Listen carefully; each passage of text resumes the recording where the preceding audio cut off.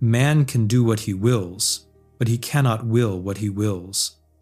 Schopenhauer's paradox cuts to the heart of our deepest assumption about ourselves, that we are the authors of our own decisions, the captains of our souls, and the architects of our choices.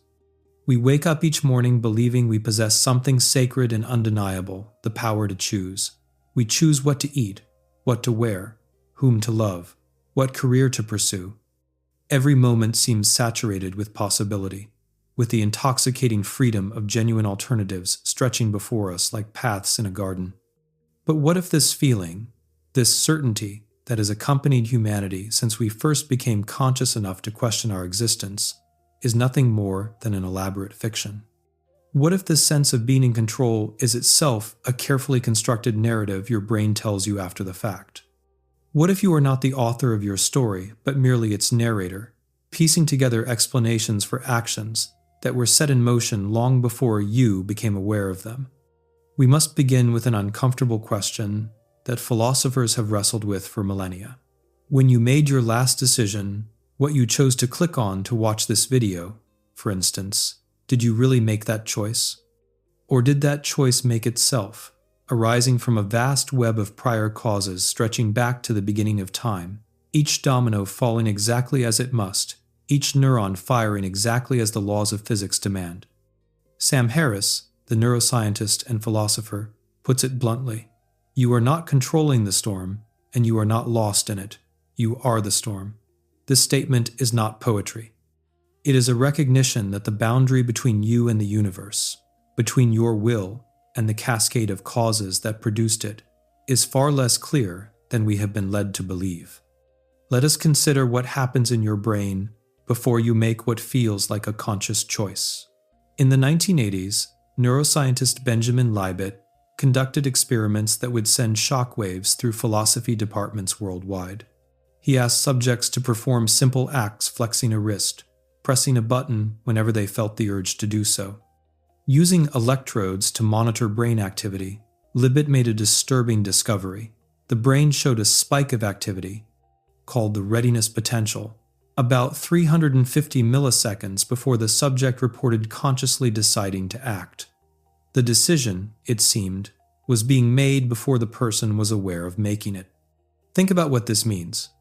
The feeling of deciding, that subjective experience of "I choose now," arrives after your brain has already committed to the action. You are not the originator of your choices. You are the one who becomes aware of them, who claims ownership of them, who constructs a coherent story about why you made them. But the choosing itself, that happens in the darkness, in the unconscious machinery of neurons and chemistry, in processes you can neither observe nor control. Modern neuroscience has only deepened this troubling picture. Using functional MRI scanners, researchers can now predict with reasonable accuracy what decision you will make up to 10 seconds before you become conscious of having made it. 10 seconds. Think of how long that is. Count it out. 1, 2, 3, 4, 5, 6, 7, 8, 9, 10. During all that time, your brain is making a decision, and you, the conscious you, the you that feels like it is in charge, know nothing about it. So who, exactly, is making the decision? Who is pulling the strings? The answer that emerges from neuroscience is profoundly unsettling. There is no who. Your brain is not a tool that you use. It is you. And it operates according to the same deterministic laws that govern falling rocks and orbiting planets. Every thought you have, every desire, every preference, every value, every goal, all of it, arises from prior causes over which you had no control. Consider your preferences. Why do you like the music you like? Why are you attracted to certain people and not others? Why do certain ideas appeal to you while others repel you? If you examine these preferences honestly, you will find that you did not choose them. They chose you. They emerged from your genetics, your upbringing, your culture, and your past experiences, none of which you selected. You did not choose your parents. You did not choose when or where you were born. You did not choose the brain you inherited or the early experiences that shaped it. And yet, From this unchosen foundation, every subsequent choice flows. Your decisions today are the inevitable result of who you were yesterday, which was the inevitable result of who you were the day before, stretching back to before you existed at all. You are like a river, and the river did not choose where to flow, the landscape was chosen for it. The determinist position is simple, almost brutally so. Every event has a cause, every cause has a cause. This chain of causation extends back to the beginning of the universe, or has no beginning at all, but in either case, you, arriving billions of years later, are simply another link in that chain.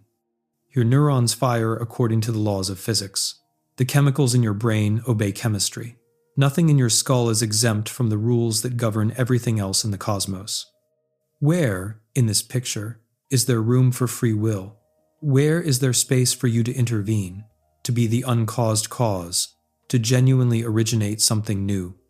The standard response, the one we desperately want to be true, is that we are not purely mechanical. Perhaps quantum mechanics introduces genuine randomness into the brain's operations.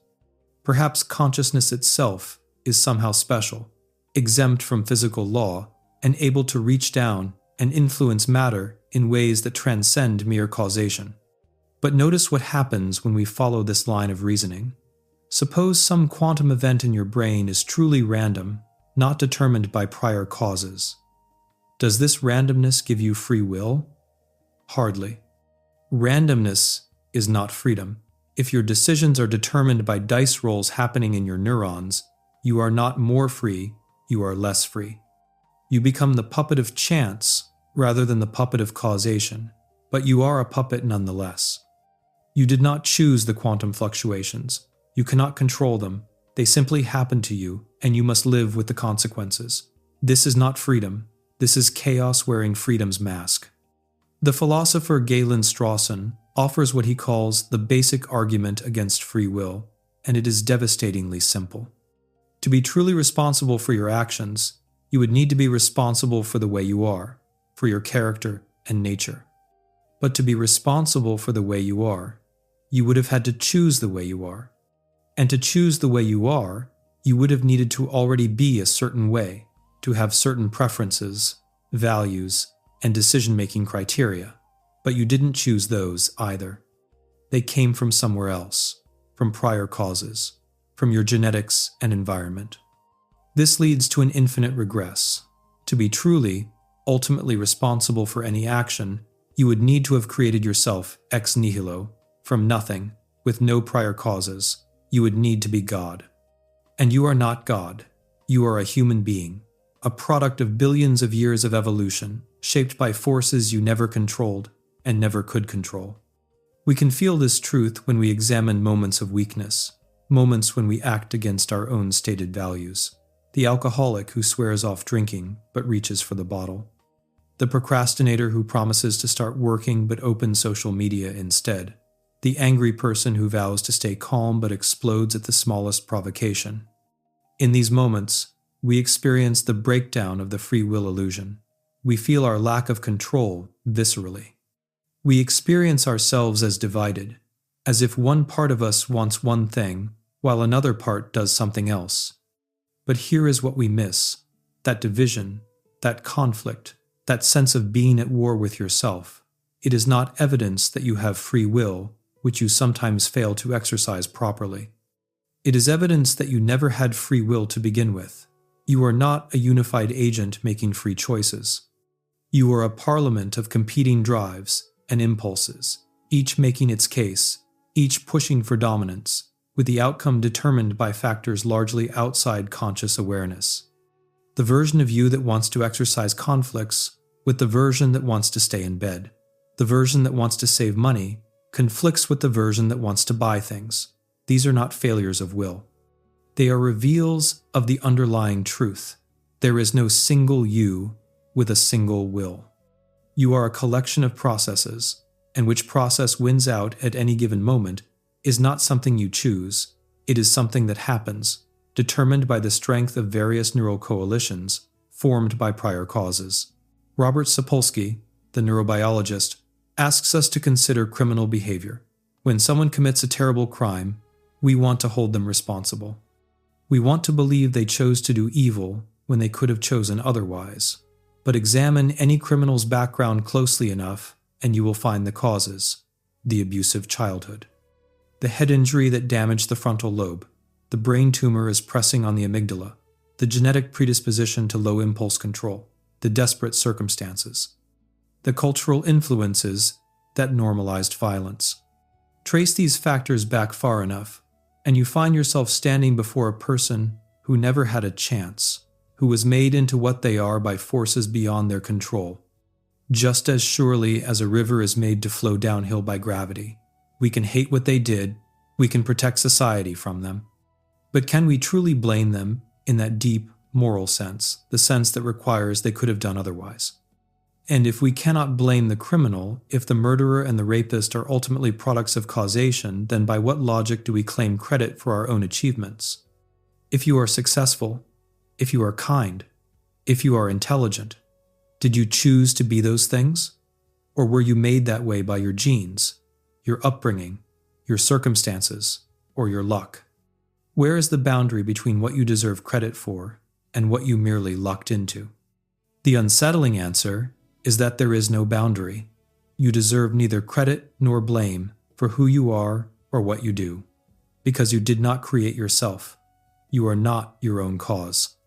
You are the effect of causes that came before, stretching back beyond your birth, beyond your parents' birth, beyond humanity itself, to the first stirrings of matter in an ancient cosmos.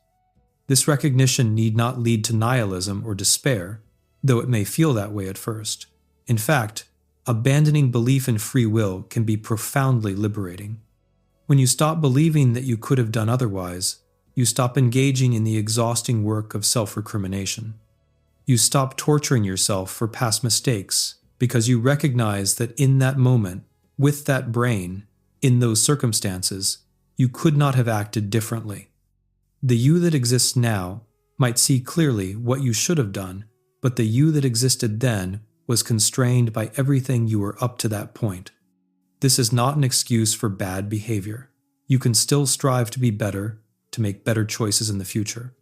But the striving itself arises not from some act of pure will, but from new understanding, new circumstances, and new neural configurations that make different behaviors possible.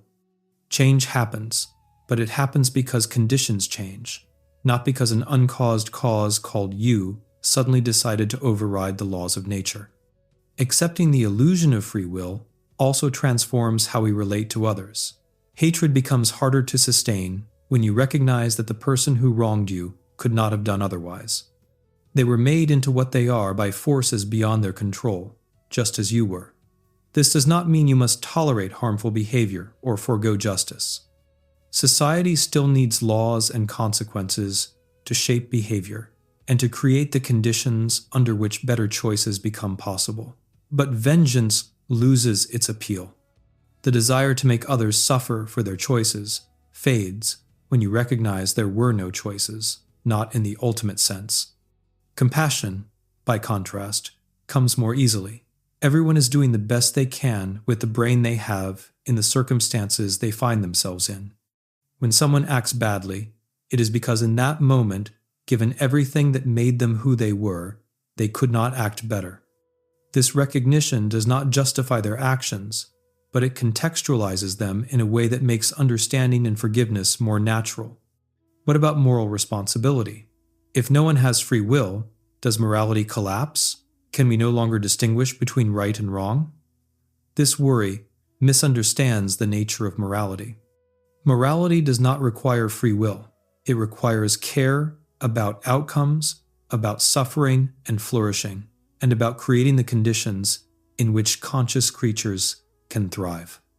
We can still prefer kindness to cruelty, cooperation to conflict, and truth to lies, not because we freely choose these values, but because we are the kinds of beings who care about such things, who find certain states of affairs better than others.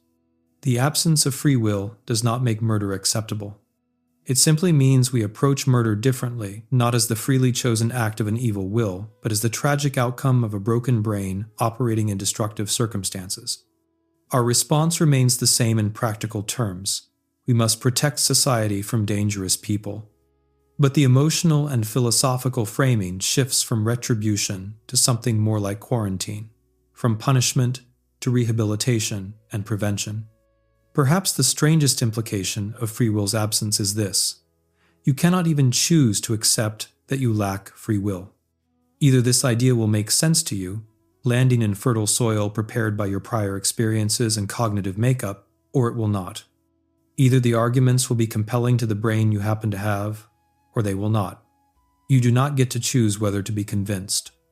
Conviction happens to you just like everything else. And yet, paradoxically, the subjective experience of choosing persists.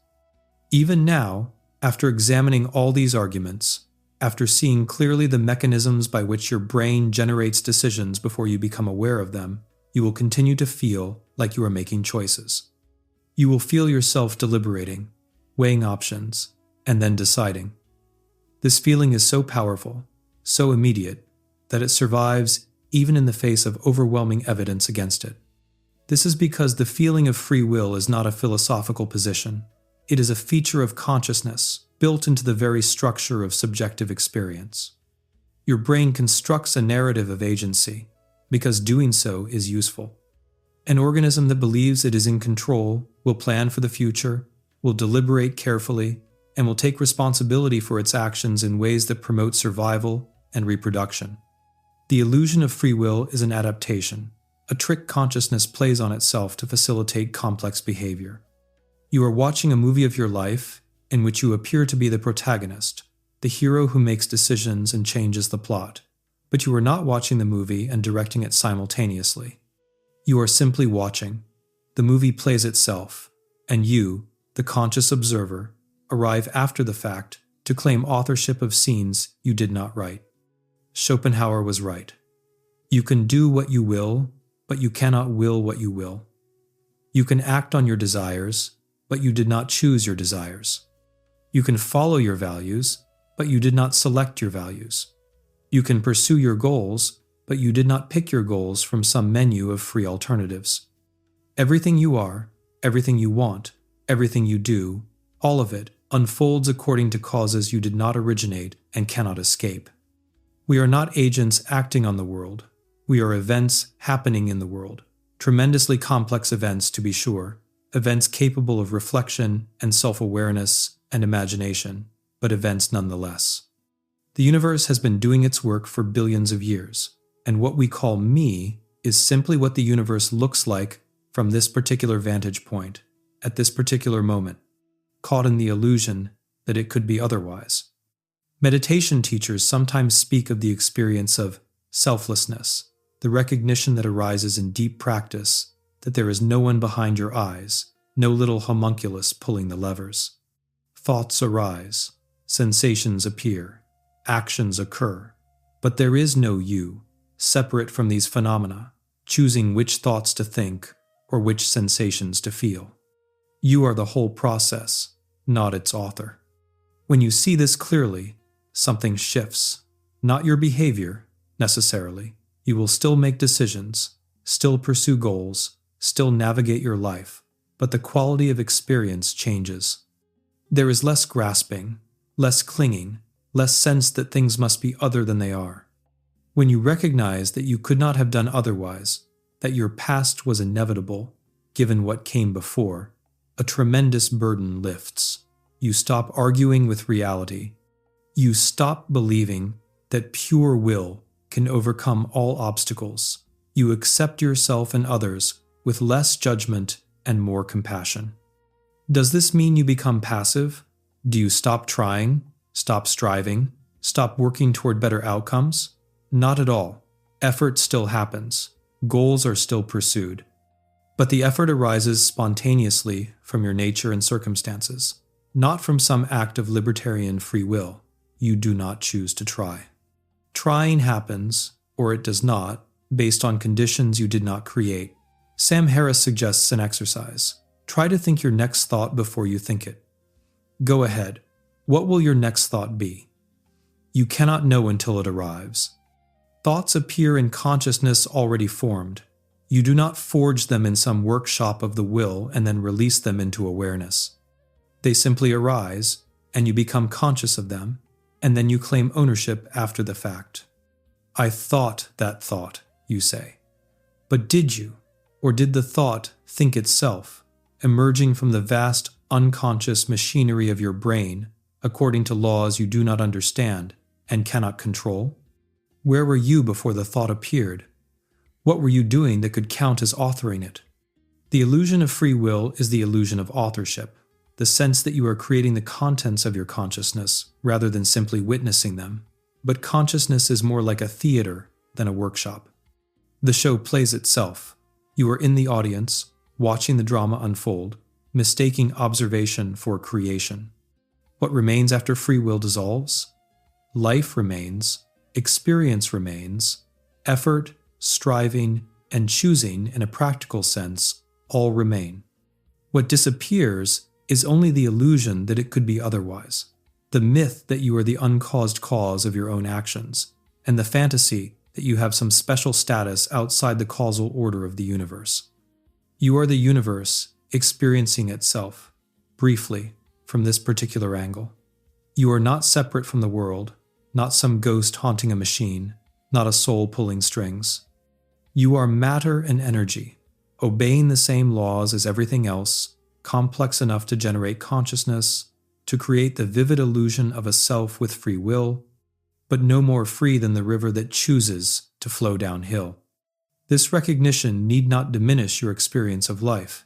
It may, in fact, enrich it. When you see that every moment is the only moment that could be, that everyone is doing the only thing they could do, and that all of reality is unfolding exactly as it must, judgment fades. Anxiety about whether you are making the right choices fades, because you recognize that you will make whatever choice you make, and that choice will be determined by everything you are, which was determined by everything that came before. What is left is simply this: the raw experience of being alive, of consciousness arising in each moment, of sensations and thoughts and feelings appearing and dissolving in the theater of awareness. With no one behind the curtain, no director calling the shots, just the show playing itself out according to its nature. Free will is an illusion, but it is a beautiful illusion, perhaps even a necessary one, and recognizing it as an illusion does not make you less human. It makes you more honest about what being human means to be a brief flowering of consciousness in an ancient universe, experiencing the illusion of choice while riding the inevitable cascade of cause and effect that produced you and that will, in time, return you to the dust from which you came. You did not choose to watch this. You were always going to. The decision was made long before you became aware of making it, by processes you do not control, arising from causes you did not create. And that is fine, because there is nowhere else to be but here, nothing else to do but what you will do, and no other you than the one you are.